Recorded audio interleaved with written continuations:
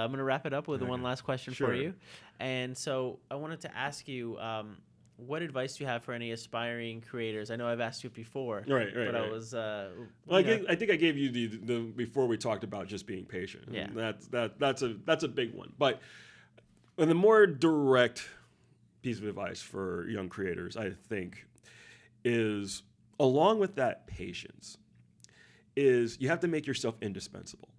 You have to hone your craft to a razor's edge. You have to be so good. And it doesn't mean that you have to be like DC good, Marvel good. You could, but know what your goal is. If you want to do superhero books and you recognize what superhero books traditionally are supposed to look like, and the style for superhero books can vary between, Yvonne Hayes and Declan Shevley or me or, Eric Larson, but there is a baseline of a range. Within that range, there is a baseline of competency. There's a baseline for the world that you're building, the verisimilitude, to steal a phrase from Richard Donner, of the world that you're building visually. Things have to look the way they do because you say they do. If you draw a car a certain way, you have to make sure that all those cars look the same way. You don't have to draw the exact same car, but they have to look similar enough so that the reader they fall into that reality. You want your reader for the 5, 10, however long, how many minutes it takes for them to read, and sometimes read, because I reread books all the time. I'll go through a book, I'll buy like 3 or 4 books, every week, and I will go through those books maybe 4 or 5 times because there's always going to be something, that you're going to miss on the first couple of reads. Absolutely. You take your time with it. The second time you can pick up things. Yeah, and other absolutely, details. absolutely. You can appreciate the artistry more. So you have to, and this goes for writers as well.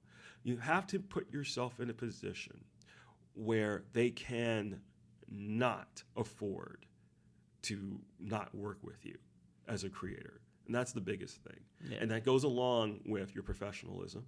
That goes along with, and your professionalism, not just being able to produce work in a timely manner, but it's keeping those deadlines. If you make it doesn't, right. It doesn't matter if you can only do 2 or 3 pages a week. But if you say you can do 2 or 3 pages a week and they're phenomenal pages, there is somebody who's going to work with you. Yeah.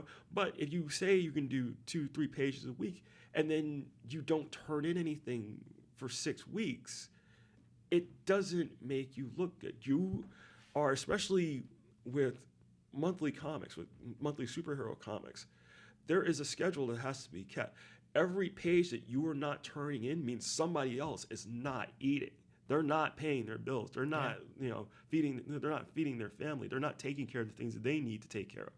And if, for example, you're a letterer or a colorist and you're waiting for your penciler and your inker or your penciler inker, your artist to turn in work, that's time that you are losing that you could be concentrating on another job. If you hold up the line, it hurts everybody down the line. Absolutely.